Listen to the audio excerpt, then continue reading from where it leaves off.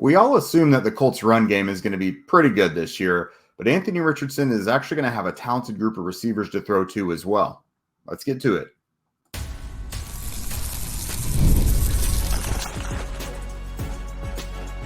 You are Locked On Colts, your daily Indianapolis Colts podcast.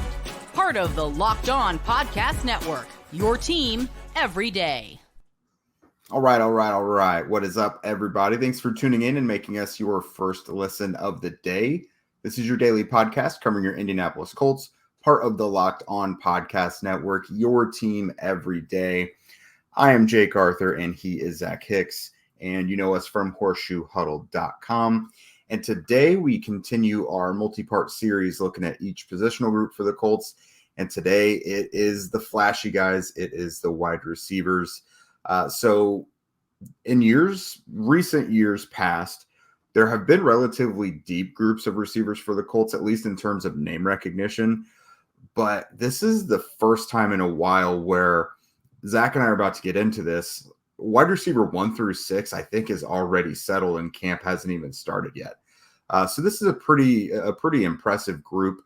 Again, like Ashton Dulin and Anthony Gould, like guys on the back end aren't like blowing anyone's doors off. They're not going to be household names or anything, but they play significant roles to the Colts. You know what I mean? Like whether it's special teams or their specialty is very important to the Colts. So we'll get to those guys last. Leading off, obviously, two guys whose roles there's no question about: Michael Pittman Jr. and Josh Downs. So Zach, I'm very curious how this is going to shake out again this year. Obviously, quarterback was a big toss-up last year because Anthony was only around for 4 weeks or 4 games.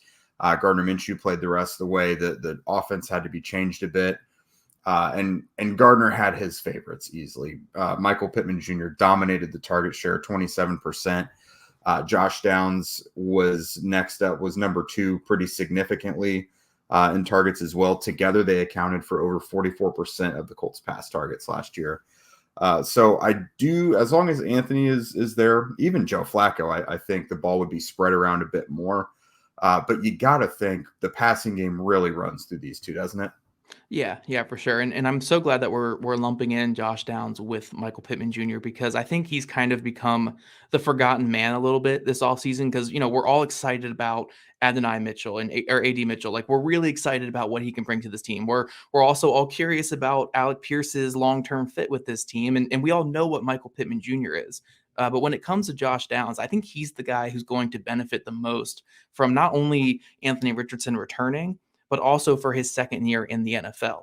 Because what we saw with Josh Downs last year is he got off to a crazy fast start, like a really, really fast start, had near 100-yard games, I think, against the Cleveland Browns and the Tennessee Titans. I think he might have gone over 100 in the Titans game, but had some really, really fantastic stretches there early in the season. And then we saw him kind of fade a little bit after the injury at the halfway point last year. And also that second half of the season is really tough for rookies. Notoriously, it's really tough for rookie players. So getting out of that rookie slump that all rookies have late in the season, coming into year 2 faster, stronger, like, you know, what we typically see out of year 2 players. And he's getting back with a quarterback he had great rapport with. I mean, if you're talking about the 2 players that had the best rapport with Anthony Richardson last year, it was Josh Downs and Kylan Granson. Those were the guys that were getting a bulk of the targets and 2 guys that Anthony Richardson felt really comfortable with. I mean, Downs had 3 explosive pass catches in the 4 games that Anthony Richardson was the quarterback, and 2 of those came on designed scheme deep shots. The third down against the Tennessee Titans, that was a 30-yard gain, and also the deep vertical pass against the Los Angeles Rams in week 4, where he caught that just fantastic pass over the middle of the field. So I think when you look at Josh Downs' potential in this offense with Anthony Richardson at quarterback, it's sky high. It's really sky high. I'm not going to say that he's going to be a 1,000-yard wide receiver this year, but I think if you're asking me to project who's going to be the number 2 wide receiver this year in terms of targets, catches, and maybe even touchdowns, I think it's going to be Josh Downs. He's going to get a lot of these targets. He was third downs for a reason last year. He's getting all of those money down targets for the team, and he's just going to be even better going into year 2. So I think Josh Downs is the forgotten man a little bit right now, but I mean, he's going to have as high a ceiling as anybody in this offense because he has a solidified role. He's going into year 2 knowing the offense a lot better. And he's just a good player. Like, he's just a good player. And Anthony Richardson knows that. The Colts know that. He's going to get a ton of targets this year, and he's going to be a very productive player for the Indianapolis Colts. Yeah, he was the shiny new toy last year. And I mean, he proved himself to be pretty worthy of all that recognition last year. Like you mentioned, got off to a really good start. And in terms of volume and the target share and everything, I do think, again, comfortably, he will be only behind Pittman. He's that quick winner that we talked about. They needed all offseason. You know, the option routes coming out of the slot, the guy who needs to win those matchups quickly and move the chains, that's him. But he's also proven to be able to stretch the field, like you mentioned. He had that nice deep play against the Titans. And then one of my favorite pass plays of the year, that option route you were talking about over the middle of the field. That was just absolutely beautiful. So he's a guy that his quarterback trusts, but the coaches also really, really trust him as well. When we talked to Reggie Wayne a week or two ago, he said that Downs looks unbelievable. And that's really high praise coming from Reggie Wayne, who already was really high on Downs coming into last year. And so I think a lot of people forget that, like, Downs isn't just like an athlete and a crafty little receiver and everything.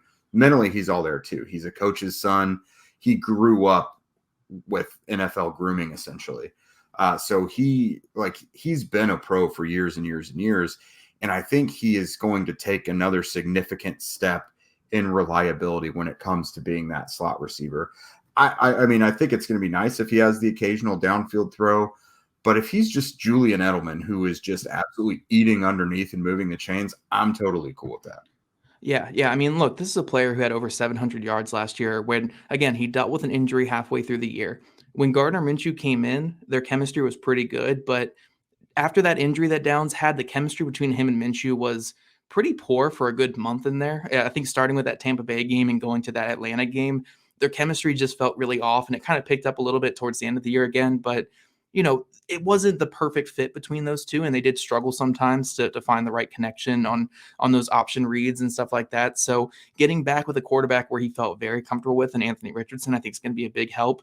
And look, traditionally when we look at receivers who had promising rookie seasons, year two is where they really take off. You know, year two, look at Michael Pittman Jr. in year two. He went from a 500-yard receiver rookie to over 1,000 yards in year two as that number one guy. You look at T.Y. Hilton in year two. He went from more of a, flash in the pan special teamer type guy, rotational guy in year one. Year two, he was a 1,000-yard wide receiver. Now, those two guys were number one wide receivers going to year two. That's why I don't think we can say Downs is 100% going to be a 1,000-yard guy this year. But I think it's a similar type of thing with him, where I think it's just going to go up and up and up from here. Like, I think he can get to 1,000 yards this next season. I think he can be, 800, 900, 1,000 yard type receiver as long as he plays every single game. So I think everything's just trending in the right direction for Josh Downs. I know this segment's also about Michael Pittman Jr., but we know what Pittman Jr. is. Like, we know he's the pace setter. We know he's the big body target who can create after the catch and just be your wide receiver one. But Josh Downs is the difference maker in this offense. He's the guy where they have specific plays directly for him in this offense. They have things they want to do with him. They have the chemistry with him and Anthony Richardson. So I'm expecting a big season from Josh Downs. I don't think he, surpasses Michael Pittman Jr. as wide receiver one by any means, but I do think he's going to be a great complement to what Pittman Jr. is always going to give them on the outside. Now, speaking of Pittman, let's just say that Anthony is around for the entire season. Is this finally the year that we see the full catalog of what Pittman can do? Because for the most part, he's had to be kind of I don't want to say a different player each year, but it's like he's had to lean into one of his strengths, one of his different strengths each season. And it's not always been the entire Michael Pittman experience in one season. Is this finally the year that we get it? Because he's not a field stretcher by any means, but he can win contested catches downfield. He obviously can dominate within the sticks, and he can make those tough catches over the middle and everything. Do we finally see all of what Pittman can do this year? I mean, I think to a degree we can. Like, I think he can win vertically a little bit more than what we saw this past year. I mean, we saw when he was with Carson Wentz, he was able to get down the field vertically and win in a lot of the situations. But at the end of the day, if you're looking for what he is in Shane Steichen's offense, he's more of your Keenan Allen than he is of your vertical threat. He's your underneath guy. He's your over the middle guy. He's your, just the guy that you depend on to get those yards when you need them.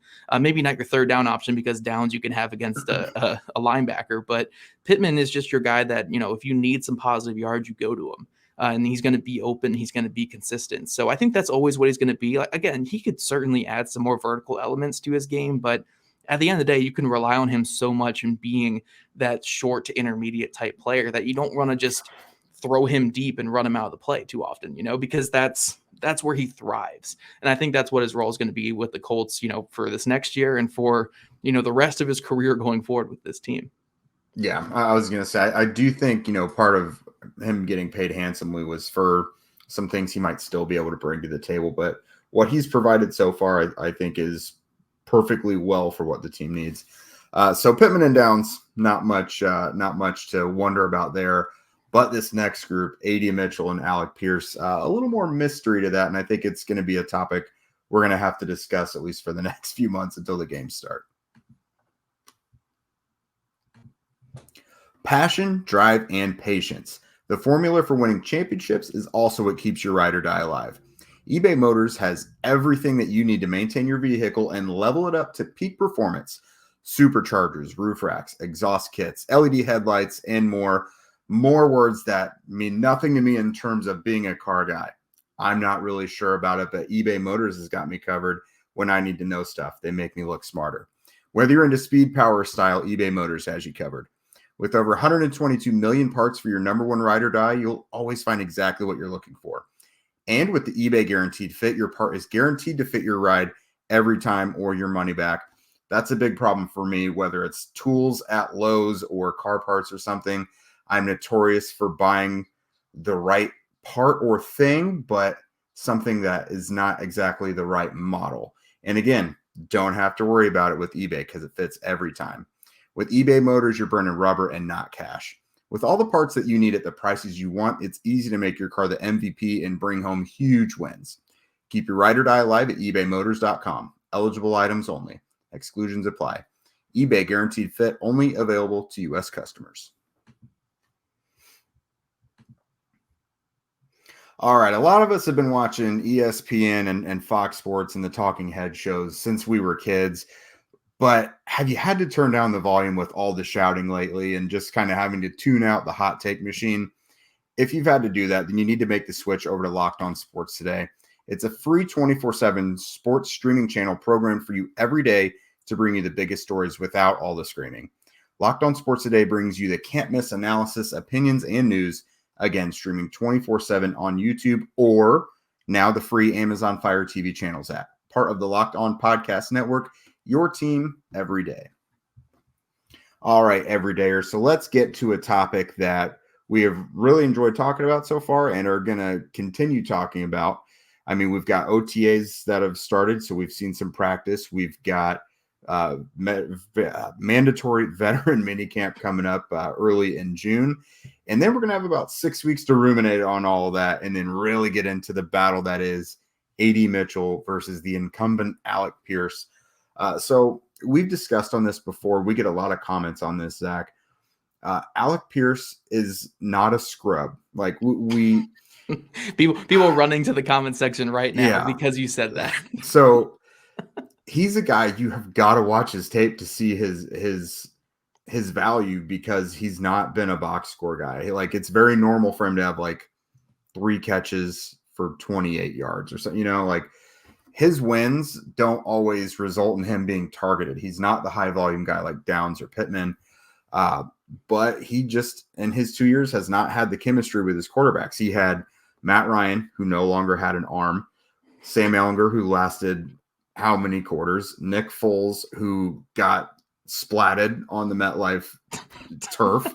Gardner Minshew was not really into the downfield game much. So this is a guy who has had to kind of develop and round out his game with quarterbacks that are not on the same page as his skill sets. So he got kind of robbed a bit of not having Anthony Richardson last year as well. But all that guy can do is go out and win his matchups and do this and that. Should he be more well-rounded as a receiver? Probably. But again, he hasn't really gotten the targets for that to kind of suss out. And then so with AD Mitchell, he obviously is the shiny new toy we talked about that Josh Downs was last year. Mitchell's ceiling is sky high, and his floor is probably already Alec Pierce. You could say, I mean, I'll let you get into that in a minute, but it feels inevitable at some point that AD Mitchell is going to be this next outside guy in the offense. And it's going to scooch Alec Pierce out at some point. It just feels like that's coming. You're really good at tackling this topic specifically, especially with Alec Pierce, but just because Alec Pierce is probably going to be replaced coming up soon does not mean that he wasn't good. Yeah. I think the perfect way to describe Alec Pierce is there's utility in players. There are players that are utility players for your team, and that's perfectly fine to be a utility player. There is utility in the player that is Alec Pierce. He's a great blocker. He can win the 50-50 balls down the field, and honestly, he's more open downfield than what we give him credit for. But at the end of the day, we can talk honestly about his game. He's not a great separator in the short to intermediate or even the long game sometimes. Like the separation is not there for him. He's a fairly stiff player overall. And overall, he can be more consistent in his game and how he separates and how he finishes plays.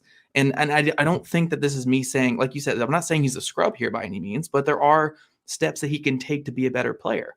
So then when you look at the draft and you draft this shiny new toy in AD Mitchell, who is this fantastic athlete, just a fantastic athlete who had some amazing flashes in college, then you can logically say, okay, look, Pierce, it's on you, man. You got to either complete your game here or you're going to be pushed out by this shiny new toy.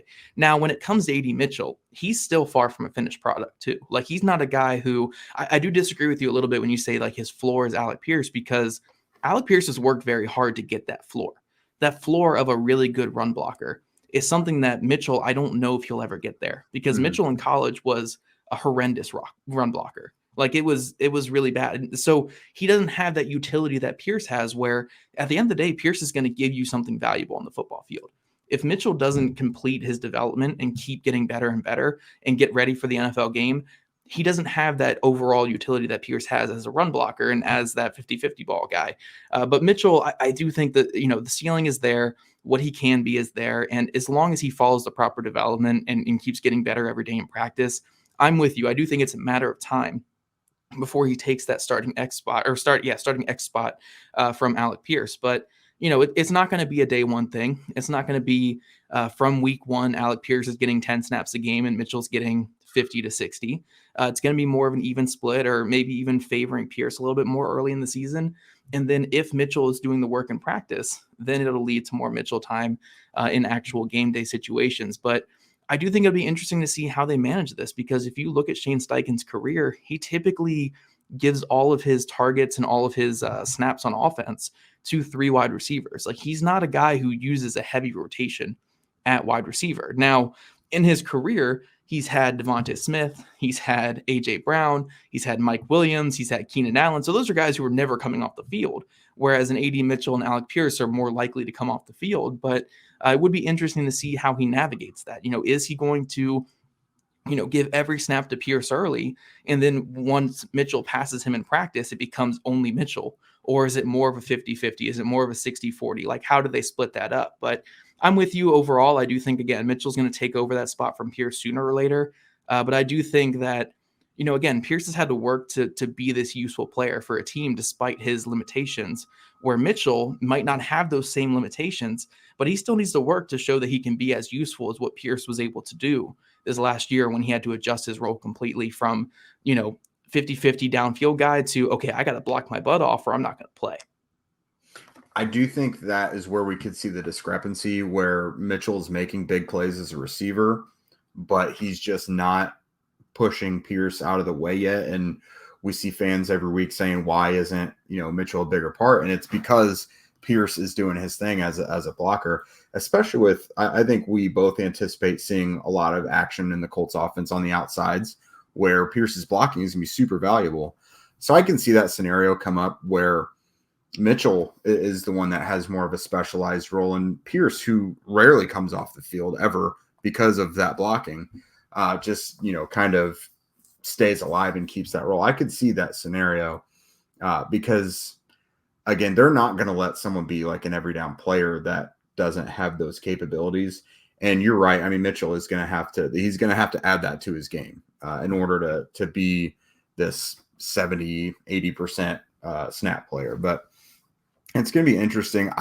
They may both see added action throughout the rest of this offseason, because obviously Michael Pittman Jr. had the scary moment in OTAs this week. I don't know if they're just going to put him in bubble wrap until training camp or what, or just like let him chill for the next couple weeks and then put him back out there at the veteran minicamp. But that's a guy that doesn't really have to prove anything. Like, does he need more chemistry with Anthony Richardson? Sure. But I mean, when he went out, AD Mitchell came in, Alec Pierce was obviously already out there. So the two of them may, I don't know for sure, see added snaps this offseason. Yeah, and the one thing I'll say real quick is, last offseason, coming out of the preseason, going into the first 53-man roster, the Colts had 3 wide receivers on their team in general, like just three wide receivers.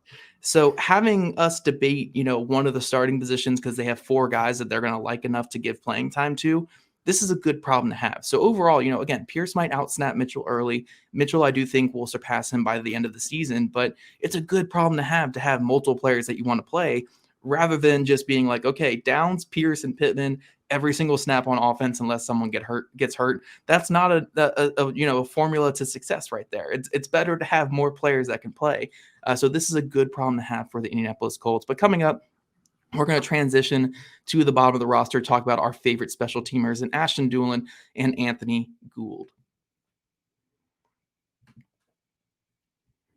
But first, this episode is sponsored by Yahoo Finance. Wouldn't it be great if you could see all your investment and retirement accounts in one place?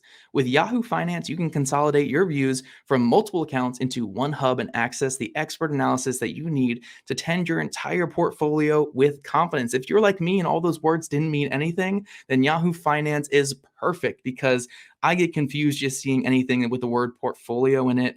Yahoo Finance can help me stay on top of that stuff and make sure that I'm not broke by the age of 27. Actually, 27 is where I'm at right now. For more than 25 years, Yahoo Finance has been the brand behind every great investor. Whether you're a seasoned investor or you're looking at that extra guidance, Yahoo Finance gives you all the tools and data that you need in one place. They are the #1 finance destination, producing a holistic look at financial news cycle, including breaking news, original editorial perspectives, analyst ratings, independent research, customizable charts, and so much more. With a community of over 90 million users each month, their real strength is helping you on your way to financial success. For comprehensive financial news and analysis, visit the brand behind every great investor, yahoofinance.com. The #1 financial destination, yahoofinance.com. That's yahoofinance.com. All right, Jake, we are back. We're talking Ashton Dulin, Anthony Gould, 2 players that I think are going to be fan favorites as always in training camp. Look, fans love to attach themselves to bottom of the roster wide receivers. And Not us, though. Not us, buddy. We're the podcast of bottom of the roster players. Like that's literally our thing here on this podcast. So when I see Ashton Dulin, I get excited. But Anthony Gould, I think, has the potential to be the next bottom of the roster guy that I love. But I do like that the Colts, again, last year the Colts came out of the preseason, came out of the offseason work with 3 wide receivers on their entire roster. They went into week 1 with just 4 when they signed back Isaiah McKenzie, and they kind of used the practice squad manipulation to bring up a 5th and 6th wide receiver if they needed to during game day. So having 6 guys that can actually play football for you is pretty good. But yeah, Ashton Dulin returning from his offseason injury that he had last year, it's great to have that special teams ability back, a guy that Chris Ballard and this Colts team are obviously very high on. And then Anthony Gould, I think he can do some things on offense, and I'm really excited about his potential on offense. But even if he never touches the field for offense whatsoever this next season, you get a guy who was an electric punt returner in college. He had 2 punt returns his junior year for touchdowns. He had a punt return for a touchdown in the East-West Shrine game. These are 2 guys where, at worst, you're getting 2 really good special teamers, which you obviously need this day and age when it comes to football. Yeah, I think the Colts special teams really missed Ashton Dulin last year. They had guys who were in and out. It lacked consistency, and that's what Dulin always brought to you. He was always a really good gunner, like literally an all-pro. So I think Brian Mason in his second season as special teams coordinator is really getting a gift with Doolin being back. Gould as well. I mean, I think he's easily the best option for the Colts as a returner right now, because just Wednesday watching the punt return rotations, it was Gould, Josh Downs, and Dallas Flowers. Dallas Flowers is working his way back from an Achilles, and Josh Downs, who you hope is taking enough of a load on offense to not want to risk him returning the ball. So it's definitely Gould who is the best option in my opinion. And it's a guy who has been there and done that very successfully in college. And, it seems like with a guy with that kind of vision and yak ability that this new kickoff rule really, really benefits a guy like him. So that the special teams is where these guys really will be playmakers, I think. But I've always been very interested in Doolin getting a bigger role on offense. It's never going to happen, because it's never going to be in the plans. It would have to be a Zach Pascal thing where, a guy or two goes down in front of him. But the guy has big playability. He's a really good athlete who has good size, and he'll go up and get it. He does it in practice during training camp. You see it. It's just never really in the script for the season. But I like what both of these guys could do if they were forced into a bigger role offensively. We've talked about Gould being a pretty decent version potentially of what Isaiah McKenzie was doing on offense. And that wasn't a big role last year. But again, what we recently discussed, I think a week or two ago, was that role is going to be as big as the player lets it be, depending on how successful they are. So if Gould is doing some really good things, then that role could really be broadened. I mean, like you mentioned, they only really use 3 receivers with Steichen, but that's kind of gadgety stuff that they would work in throughout each game.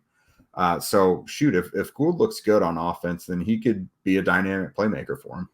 Yeah, I think Gould can be a guy where you can give him 100, 150, maybe 200 snaps a season, nothing too crazy. That's what, roughly, shoot, off the top of my head, 5, 6, 7, 8 snaps a game. That's really not that much on offense. But if you're doing some of the gadget stuff, if you're doing some of just the slot work behind Josh Downs, give Josh Downs a little bit of a breather. I think Anthony Gould can handle that stuff. I think he's a poor man's version of what Xavier Worthy is going to give the Chiefs in terms of just, he can win from the slot. He can win on RPO stuff. He's just a next level burner, and he can do some really good stuff like that. So that, I think if you're looking for that backup player to Josh Downs, fantastic player to have. But I did want to talk a little about Ashton Doolin on offense because, we've heard the saying in football where players make the difficult things look easy. My comparison for Ashton Doolin has always been made the easy look difficult, but he still completes the catch. It's very that drunken fist type of fighting where it's the stumbling around, but somehow still wins. Every single thing has to look like the most difficult catch ever. He could be wide open, nobody around him, but he's going to be diving for it and making this fantastic play. And it's okay, maybe you didn't need to do that if your steps were a little bit better. But I love Ashton Doolin, man. I think, when we talk about utility, again, what I said with Alec Pierce, where Alec Pierce had to change his game last year and go from this guy who, was pegged to be this vertical threat, this deep threat guy who's going to win those 50-50s and stretch out an offense. He really didn't get the chance last year. He was just a mileage guy on a lot of times. So he had to change his game to be more consistent underneath. And he did take positive steps there. And then he had to be better as a run blocker as well, which he took massive strides as a run blocker. You look at Ashton Doolin, though, this is the king of utility. This is the cockroach of football right here. I say this all the time about Ashton Doolin as in the most complimentary way, where when we've seen him on offense, he can play all 3 wide receiver positions. He's a strong blocker from all 3 wide receiver positions. He can get vertical and win deep. He can win over the middle of the field and create after the catch if he gets those chances. But at the end of the day, he is a college superstar. I mean, this guy was dominating at the D3 level, unreal statistics. And he comes to the NFL and he's a gunner. And he's an all-pro gunner, fantastic gunner. So he's just one of the most respectable players in the league for me in terms of how he was able to change his game into being this gunner for the team and being this high-value bottom of the roster player for the Colts. And I have the utmost respect for what he brings to the team. So, yeah, I love both these players here. I love Doolin's, just consistent and steady play in all phases of football. And then Anthony Gould, man, I'm really bullish on what he can do on offense and special teams. I really think he can do some good things for this team. So I think when we're looking at bottom of the roster wide receivers, which again, we fall in love with these guys every year when it comes to the Colts. I know how it is. I fell for Mike Strawn at times too. I fell for Desmond Patman. I fell for Darius Fountain. I don't think I ever really fell for Deion Kane, but I know some of us did in Deion Kane there too. We fall Call for me these out guys next time. Yes. But I know we fall for these guys every single year. But I think when we're really looking at this Colts wide receiver room, it's the deepest and most talented that we've had in the Chris Ballard era. I know that's not the highest bar to set there. Chris Ballard has struggled with wide receivers in his time with the Colts, but I think it really is his deepest and most talented group in terms of all 6 of these guys can play offensive football. Where last year, again, they had 3 guys that could play on offense, maybe 4 if you want to count Isaiah McKenzie, but probably shouldn't count Isaiah McKenzie in that. I think they have 6 guys who can play on offense this year, which is a major, major boost to this team that, again, relied heavily on their top 3 guys last year. Yeah, again, you said it. I feel like we do say it every year. This appears to be the deepest group on paper they've had, but this year, again, when you're taking out special teams and guys who are kept around only for that, these guys do have utility on offense. Gould, in particular, Isaiah McKenzie was drafted to be a kickoff returner, of course, but he showed pretty quickly that he could do a thing or two on defense, and Gould feels very much like that. Doolin, he's not quite back yet. He wasn't out there Wednesday. He was just watching, but I've got to think he'll be back pretty soon, or at least by training camp. So it'll be good to see him back out there because I do think he brings stability to the group as well. And let's not forget, he's a veteran too, and this is a young receiver core. He may not be a star, but he can help show these guys the ropes along with Michael Pittman Jr. He's important to have back there, just the same as a Sam Ehlinger is for the quarterback room. Right. And before we get out of here, guys, I do remind you that Locked On has launched the first ever national sports 24/7 streaming channel on YouTube, and now it's also available on Amazon Fire TV and the free Fire TV channels app. Locked On Sports Today is here for you 24/7, covering the top sports stories of the day with local experts of Locked On, plus our national shows covering every single league. Find Locked On Sports Today now available on the free Fire TV channels app. And guys, if you don't already, make sure you're following at Locked On Colts, at Jake Arthur NFL, and at Zach Hicks 2, all on Twitter. Also subscribe to us on YouTube or wherever you listen to your podcasts. We love your guys' ratings, reviews. We'll be back with you next week, Monday afternoon.